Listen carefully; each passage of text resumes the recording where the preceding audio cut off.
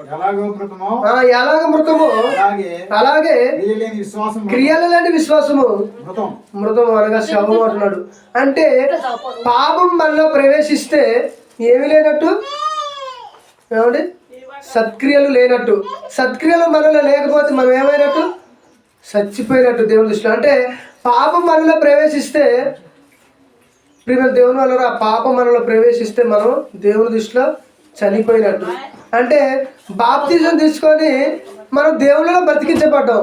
అదే దేవునిలో ఉంటున్న మనము ఒకవేళ కనుక పాపమే ప్రవేశించిందనుకో మనం ఏమైపోయినట్టు, శవం అయిపోయినట్టు. దేవుని దృష్టిలో శవంగా ఉన్న మనల్ని ఇక మరలా బ్రతికించడం ఆ దేవుని తరం కూడా కాదు.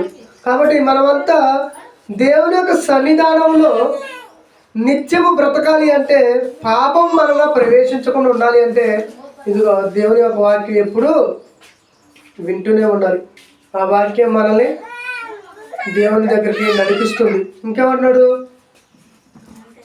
ఏమండి, యాకోబు రాసిన మొదటి అధ్యాయము 15వ వచనం. అదే యాకోబు రాసిన పత్రిక మొదటి దురాశ గర్భము ధరించి పాపాన్ని కంటుంది.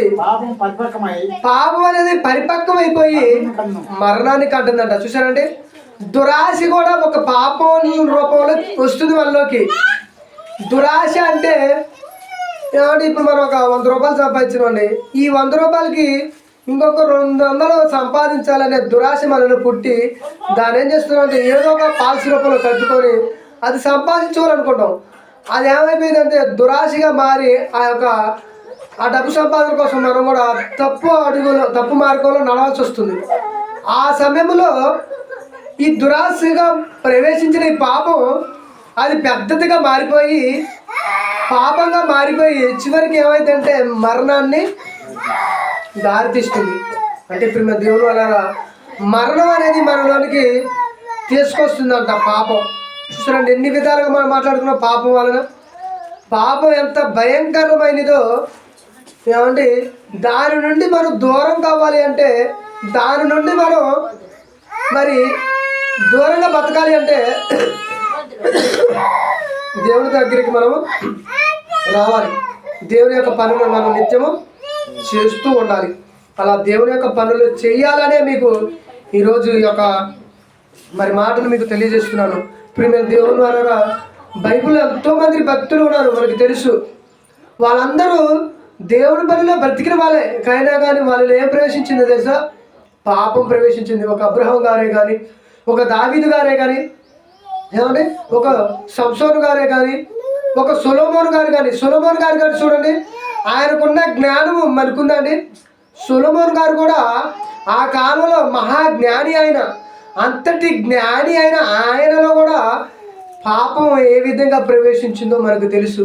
ఆ పాపం వలన ఏమంటే దేవునికే కోపం పుట్టించింది. అంత భయంకరమైన పాపం. ఏమంటే ఏం చేసింది ఆయన, ఏమండి, విగ్రహాల జోలికి వెళ్ళాడు. ఎందుకంటే ఇదిగో ఆయన అన్యురాలు అయిన స్త్రీలను పెళ్లి చేసుకున్నాడు. వాళ్ళు ఏం చేశారంటే ఈయనని తన వైపు నడిపించుకున్నారు. వారి యొక్క పద్ధతిలోనికి మార్చేసరికి దేవుని వాక్యం వాళ్ళలో నుంచి వెళ్ళిపోయింది. పాపం ఆటోమేటిక్గా ప్రవేశించింది. దేవుడికి కోపం వచ్చింది. మనోడిని శిక్షించే పరిస్థితికి దిగజారిపోయాడు. ఏమంటే లాస్ట్ విషయం ఏమట్లో మనోడుగా ఆయన సంసోను గారు, మన సొలొమోను గారు ఏం చేశారంటే దేవుని వేడుకున్నాడు. అయ్యా తండ్రి, ఇక నన్ను క్షమించు, నేను చేసిన పాపాలను తెలుసుకున్నాను, దయతో నన్ను క్షమించాలి ఆయనని వేడుకోవడం వల్లనే ఈ యొక్క గ్రంథాలు అనేది రాయడం జరిగింది. ప్రసంగి గ్రంథం కానీ, సామెతల గ్రంథం కానీ, పరమగీతం కానీ, ఇవన్నీ ఎప్పుడు రాశారనుకున్నారు? ఆయనను ఎప్పుడైతే వేడుకున్నాడో, దేవుడు ఎప్పుడైతే క్షమాభిక్ష పెట్టాడో అప్పుడు రాసిందనమాట. అంటే ఇప్పుడు మేము దేవుని అలా పాపం చూశారండి, దేవుడికి ఏం చేస్తుంది, దూరం చేస్తుంది. సొలొమోను గారిని కూడా అదే దూరం చేసింది, పాపమే దూరం చేసింది. సంసోన్ గారిని కూడా పాపమే దూరం చేసింది. అబ్రహాం గారిని కూడా పాపమే. నువ్వు వెళ్ళమన్న దేశానికి వెళ్ళా అంటే వెళ్ళకూడని దేశానికి వెళ్ళి తన భార్యను చివరికి వేరే రాజు తీసుకోవాల్సిన పరిస్థితి అక్కడ అబద్ధం ఆడాల్సి వచ్చిన పరిస్థితి. అంటే చూసారండి, ఏమంటే నీతిమంతుడైన అబ్రహాం గారు కూడా పాపంలో పడవలసి వచ్చిన పరిస్థితి. అంటే మనం చూడండి, ఒకసారి ఒక వ్యక్తి మాత్రమే పాపంలో పడలేదు, ఆయనే యేసు ప్రభు వారు. ఆయనలో కూడా పాపం ప్రవేశించాలని ప్రయత్నించింది, కానీ ఆయనలో పాపం ప్రవేశించలేదు. అందుకని ఆయన అంటున్నాడు, ఏమంటున్నాడు ఒకసారి యోహాను సువార్త 8వ అధ్యాయంలో ఏమంటున్నాడు చూడండి ఒకసారి. యేసు ప్రభు వారు అంత గొప్పగా చెప్పుకోగలుగుతున్నాడంటే ఆయన నిత్యము దేవుని పనిలో ఉన్నాడు కాబట్టి ఆ మాట అనగలిగాడండి. ఒకసారి మనం చూద్దాం. 8వ అధ్యాయము 45వ వచనం. ఏమండి 8వ అధ్యాయము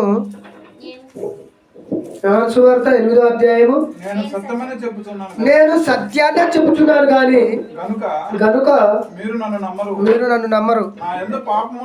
నా యందు పాపం ఉన్నదని మీలో ఎవరు స్థాపించును? నేను సత్యమును చెప్పుచున్న ఎడల మీరెందుకు నన్ను నమ్మరు అంటున్నాడు. అంటే చూసారండి, పాపం అనేది యేసు ప్రభువులో ప్రవేశింపకుండా ఉన్నదంటే ఆయన ఏం చేసిండు? దేవుని యొక్క పని నిత్యం చేస్తూ ఉన్నాడు. అంటే నిత్యము దేవుని పని కొరకే బ్రతికిండు ఆయన. అవునండి, నిజంగా యేసు ప్రభువు వారు పుట్టిన కానించి దేవుని పనిలోనే ఉన్నాడండి ఆయన. అందుకే చూడండి, ఆట పోయినప్పుడు యెరూషలేములో ఒక ఆడ పండగలో కూడుకుంటారు వీళ్ళంతా. యెరూషలేములో తల్లిదండ్రులు అందరూ పోతారు. అప్పుడు ఆయన ఎన్ని సంవత్సరాలు? ఆయనకి 12 సంవత్సరాలు. లూకా సువార్తలో మనకు తెలుసు. 12వ సంవత్సరంలో యేసు ప్రభువు వారు ప్రశ్నలు అడుగుతుండు వాళ్ళని, శాస్త్రులను, పరిశీలను. ఎలాంటి ప్రశ్నలు అడిగి ఉంటే వాళ్ళు ఆశ్చర్యపోయి ఉంటారు చూడండి. అంటే ఆయన చిన్ననాటి నుండే దేవుడి పని గురించి ఆలోచించబట్టే ప్రశ్నలు వేయాలని ఆలోచన వచ్చింది. కానీ ఇప్పుడున్న వేసే ప్రశ్నలు ఎలాంటి ప్రశ్నలు అండి? దిక్కుమాల ప్రశ్నలు వేస్తారు. ఎవరు? బైబిల్ తెలియని వాళ్ళు. కానీ యేసు ప్రభువు వేసిన ప్రశ్నలు ఆశ్చర్యపరిచాయి. అలాంటి ప్రశ్నలు వేసి ఆశ్చర్యపరచాలి. కానీ క్రైస్తవులని వీళ్ళన్నీ వేసే ప్రశ్నలన్నీ దిక్కుమాల ప్రశ్నలు వేసి బైబిల్ తప్పు అని నేను చెబుతున్నారు. కానీ బైబిల్ ఎప్పటికీ తప్పు కాదు. ఎందుకంటే అది అర్థం చేసుకోవడం రాక, అర్థం కాక, దాన్ని చదవటం రాక, ఎలా విభజించాలో ఎలా పరిశీలించాలో తెలియకనే వాళ్ళు ఆ విధంగా పరిశీలించారు కాబట్టి ఆ విధంగా తప్పుగా కనపడుతుంది. కానీ ప్రియమైన దేవుని వల్ల బైబిల్ ఎప్పుడు తప్పు కాదు. బైబిల్ ఎప్పుడు సత్యమే. సత్యమైన బైబిల్ మన దగ్గర ఉంది కాబట్టి మనం నిత్యము పాపం చేయకుండా ఉండాలి అంటే, పాపానికి దానిసత్వం కాకుండా ఉండాలంటే, ఆ పాపం ద్వారా మరణం మన దగ్గరికి త్వరగా రాకుండా ఉండాలి అంటే మనం ఏం చేయాలి? దేవుడు పనులు చేయాలి. ఏమంటే ఏదో ఒక రూపంలో పాపం ప్రవేశించినప్పుడు మనకు అప్పుడప్పుడు చిన్న గ్యాస్ పట్టినప్పుడు కానీ మీకు ఏదో ఒక విషయంలో ఆందోళన కలిగే ఉంటుంది. అవునా కదా? ఇక్కడ నొప్పి వచ్చినప్పుడు ఉండదా? ఏమైనా అయిపోద్దేమో, ఏమో జరిగిద్దేమో అని.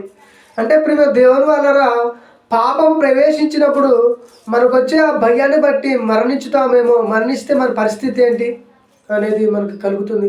కాబట్టి ఆ మరణ భయము మనలో కలగకుండా ఉండాలి అంటే మనం నిత్యము దేవుని పనిలో మనం బ్రతకాలి, దేవుని పనిలో ఎదగాలి, సత్క్రియలు చేయాలి అని ఆశిస్తూ నా యొక్క మాటలు ముగిస్తున్నాను.